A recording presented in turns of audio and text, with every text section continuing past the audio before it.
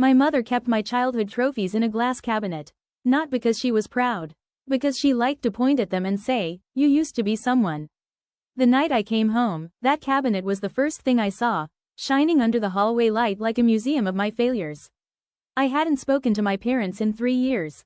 Not since the night my father told me I was embarrassing the family, and my mother stood behind him, silent as always. I left with one backpack and a promise never to need them again. But life has a cruel sense of humor. When the hospital called about my father's heart attack, my number was still listed as emergency contact. So there I was, back in the house where every wall had ears and every door had been slammed at least once by me. My father was home from the hospital, sitting stiffly in his recliner like nothing had happened. Like he hadn't almost died. "You didn't have to come," he said without looking at me. "I know," I replied. We were experts at saying everything and nothing at the same time. Dinner was unbearable. My mother overcooked the chicken. My father criticized the way I held my fork, like I was still 16. Every sentence was a reminder that I had left. That I had failed. That I wasn't the son they imagined.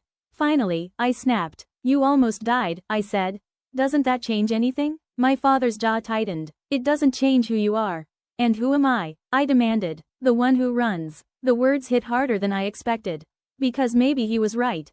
I ran from arguments. From expectations. From them. But I had come back. That had to count for something. Later that night, I couldn't sleep. The house creaked like it was whispering secrets. I walked past my parents' bedroom and heard low voices.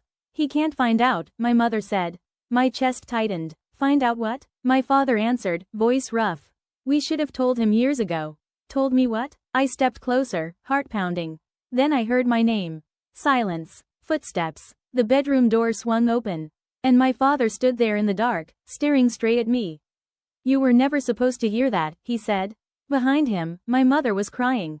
And for the first time in my life, I realized. The worst thing about my family wasn't what they said to my face. It was what they had been hiding.